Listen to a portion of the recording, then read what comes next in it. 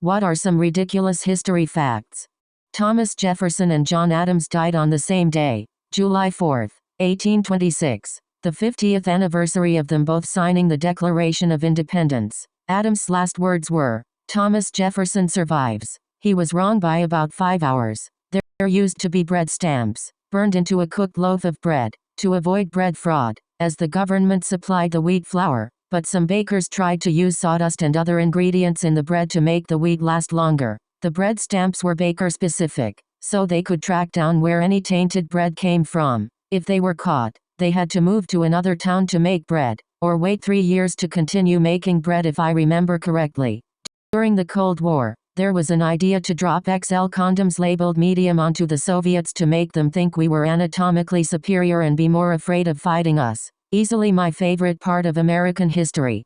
At one time there was not only a pope and an anti-pope but also a counter-anti-pope.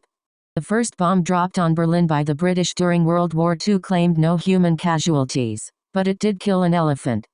The election of Volodymyr Zylinski as president of Ukraine. People talk about how crazy it is that a reality TV star got elected president of the US, but I think this story is even crazier. Zylinski was the star of a political satire show called Servant of the People, where he played the president of Ukraine. The show's last episode aired on March 28, 2019. 3 days later, Zylinski carried 30% of the popular vote in the first round of elections, almost double the number carried by the incumbent president Petro Poroshenko in second. 3 weeks later in round 2 of the election, Zylinski won with 73% of the popular vote. This is like West Wing star Martin Sheen defeating George Bush to become president in 2004. Just seems like the type of thing that'll be turned into a great documentary in 50 years. Claudius Drusus died in AD 20 from asphyxiation when he tossed a pear in the air and caught it in his mouth. The Pear Tree was put on trial, found guilty of murder, and destroyed. The Battle of Bull Run, during the American Civil War, was called the Picnic Battle, because so many civilians from Washington went on picnics on the sidelines and watched. But once the battle actually started, and the Union started to get its ass kicked, they all ran away, running over injured soldiers and dead bodies and generally disrupting the battle. This was actually a relatively common thing during the Civil War. I know it happened at Gettysburg too. The Massachusetts colony banned celebrating Christmas. During that time period many people used it as an excuse to get hammered and party. Another tradition was that the young adults would cross-dress then go door to door singing songs and demanding food. This clearly doesn't fit with Puritan lifestyle, so the governor banned public celebrations. People could still celebrate it in their homes if they didn't get too rowdy. I think it was unbanned when Massachusetts became a state, but didn't become mainstream until Christmas became a national holiday. Nashville briefly legalized prostitution during the Civil War. Union soldiers stationed there kept getting syphilis, so the no prostitutes were put on a large barge in the river. I'm a little fuzzy on what happened after that, but no, it didn't work very well, so it was legalized and prostitutes had to be registered or get a license. I can't remember which, and we're required to have STD checks. This lowered the amount of prostitutes with syphilis because it was getting caught and treated. That lowered the amount of soldiers getting syphilis and made the army happy. It was outlawed shortly after the war ended though.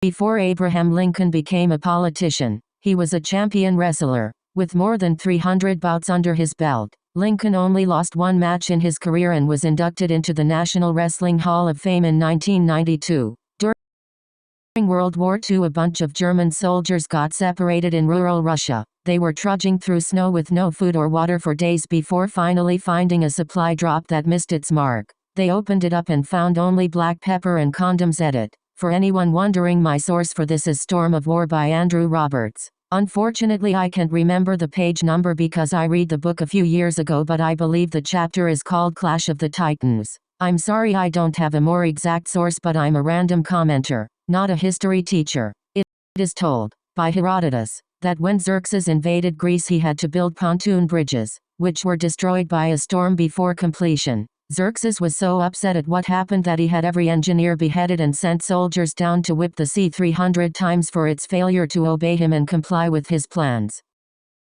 Woe separate times that we know of. One single man has stopped the world from going into thermonuclear war. During the Cuban Missile Crisis and the American blockade of Russian ships to the island, a Russian submarine on patrol was found by the Americans and was under soft attack. Ships were dropping depth charges on them to try and get them to surface and communicate. Of the 3 officers on board, 2 wanted to fire a nuclear torpedo in retaliation. Vasily Arkhipov disagreed and was able to prevent the launch because it required unanimous agreement. They surfaced and didn't start WW3. The second man was working at an early warning station in the USSR, and they, falsely, detected a missile attack from America. Stanislav Petrov stalled the alarms and prevented a preemptive counterattack. 25 minutes later he got confirmation it was a glitch and had also prevented WW3. There have also been countless other accidents involving nuclear weapons throughout the decades, with many coming dangerously close to triggering an unintentional explosion. We're lucky, to say the least, to have avoided catastrophe so far. There are literally entire books of anecdotes of this sort on Ben Franklin. That man was the OG of trolling. He was so good at trolling under the pen name of a female. Silence Doggett. He received several marriage proposals. Only then did he reveal her true identity.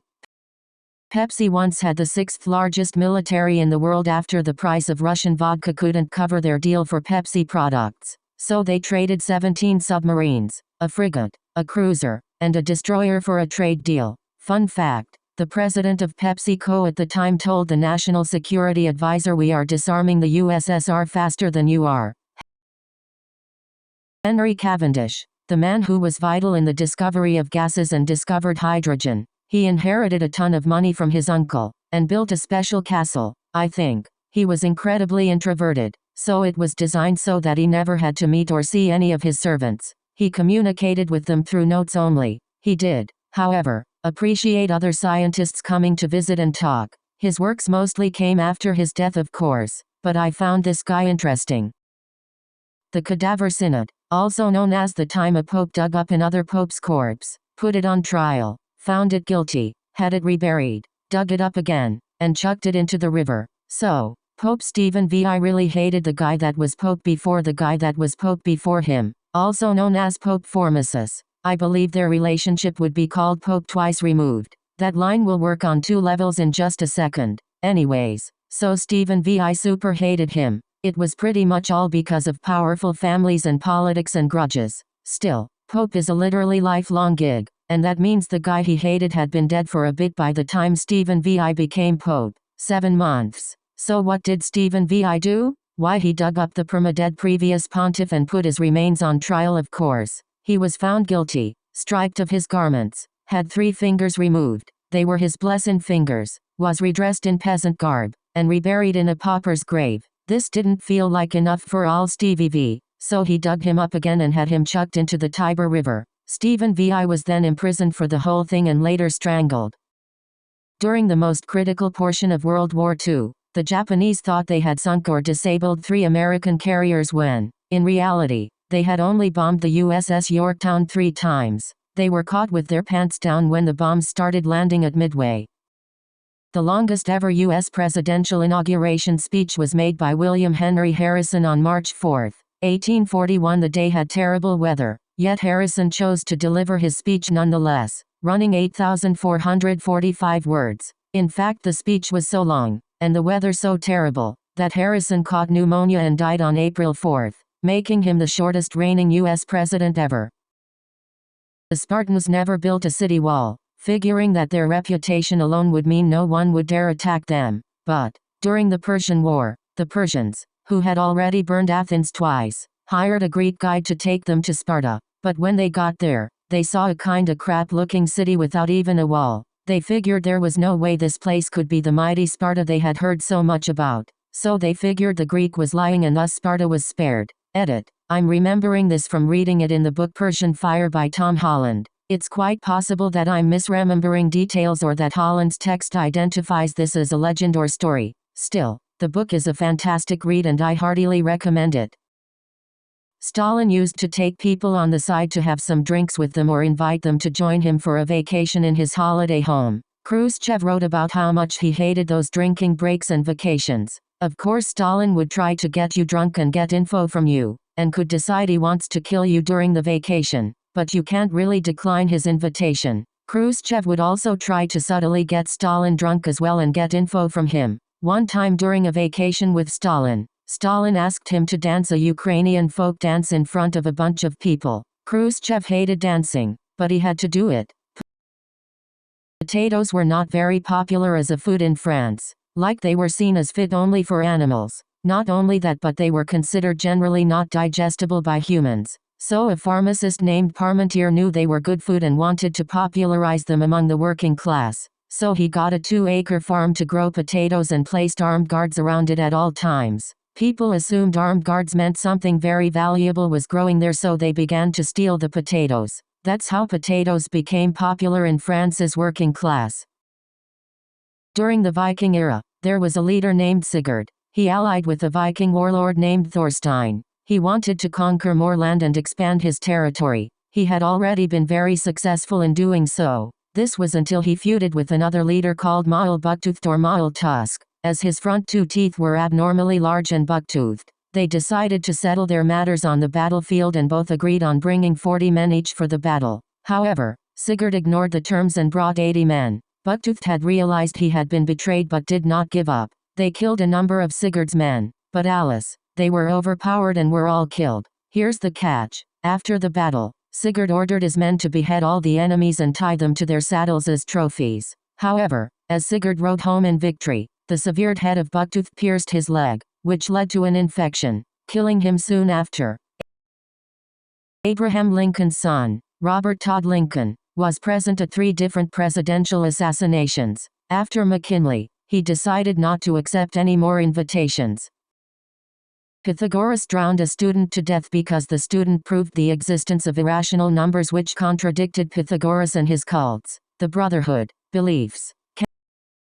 Canada and Denmark have been playfully fighting for control of a tiny island near Greenland called Hans Island for decades. When the Danish visit, they leave a bottle of Danish schnapps liquor. When the Canadians visit, they take the schnapps and leave a bottle of Canadian Club whiskey and a sign that says "Welcome to Canada."